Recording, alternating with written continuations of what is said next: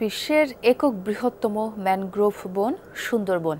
প্রাকৃতিক সৌন্দর্য ও জীববৈচিত্র্যের আধার এই বনে রাজত্ব রয়্যাল বেঙ্গল টাইগারের। প্রায় সুন্দরবন জুড়েই বাঘের বিচরণ। তবে বিশেষ একটি জায়গা আছে যেটি খ্যাত বাঘের বাড়ি হিসেবে। অবস্থান সুন্দরবনের গহীনে শেখের টেক এলাকায়।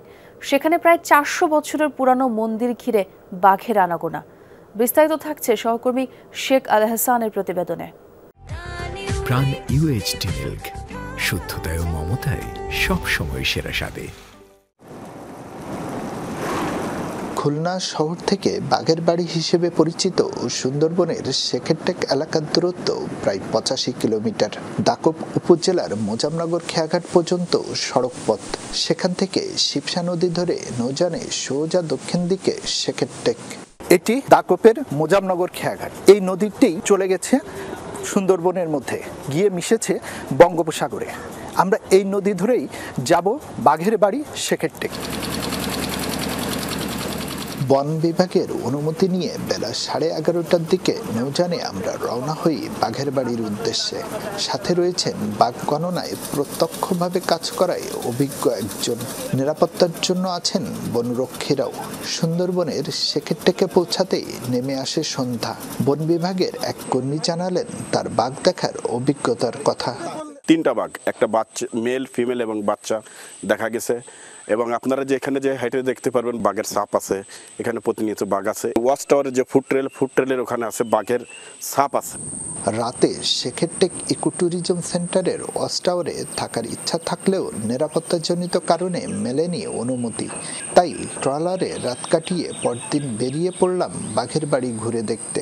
চোখে পড়ল বাঘের পায়ের ছাপ আর গাছে নখের আঁচড়। ছাপগুলো যদি পুরাতন হতো তাহলে কিন্তু এভাবে দেখা যেত। দেখেন যে আপনি যে একেবারে যে বড় পায়ের ছাপটা দেখা যাচ্ছে, একটা অ্যাডাল্ট বাঘ গেছে এবং তার পাশে দেখেন যে একেবারে এটা যদি আপনি লক্ষ্য করেন এটা কিন্তু খুবই ছোট। এখানে একটা অ্যাডাল্ট মা বাঘ গিয়েছে এবং তার সাথে ছোট বাচ্চা আছে। বাঘ যেই পরিবেশে থাকে এই ধরনের পরিবেশ, বিশেষ করে টাইগার ফার্ম, তারপরে হেতাল, অনেক সময় তারপরে হচ্ছে গোলপাতা, যে এর ভিতরে খুব ভালো একটা পরিবেশ বাঘের। বাঘের বাড়িতে গিয়ে সরাসরি দেখা মেলেনি রয়্যাল বেঙ্গল টাইগারের। তবে সুন্দরবনের রাজা যে কিছুক্ষণ আগেও আশপাশে ছিল তার প্রমাণ মেলে সদ্য পড়া পায়ের ছাপ দেখে। এখান থেকে আমরা 9টার দিকে শেখেরটেক মন্দিরের কাছে গিয়েছিলাম, কিন্তু তখন আমরা এখানে কোনো বাঘের পায়ের ছাপ দেখতে পাইনি। এখন ঠিক 10টার সময় আমরা যখন এখান থেকে আবার ফিরে যাচ্ছি তখন আপনাদের দেখাই এই যে বাঘ এই পাশ দিয়ে এসে ঠিক এইভাবে পার হয়ে এই পাশে গেছে। মানে জাস্ট 1 ঘন্টার ব্যবধানে আমাদের আশেপাশেই বাঘটা ছিল এবং আমরা মনে করছি এখনো হয়তো বাঘটা আমাদের আশেপাশেই আছে। আমরা দেখা না পেলেও বন বিভাগের বসানো ক্যামেরায় নিয়মিত ধরা পড়ে রয়্যাল বেঙ্গল টাইগারের ঘোরাফেরার দৃশ্য। কখনো একা, আবার কখনো চলাচল করে দলবদ্ধভাবে। আমি আপনার গিয়েছিলাম আমাদের টহল কার্যক্রম পরিচালনার তদারকি করার জন্য। তখন আমি দেখেছি যে একটা বাঘ হরিণ শিকার করে সে খাচ্ছিল এবং দূরত্ব আপনার বেশি ছিল না।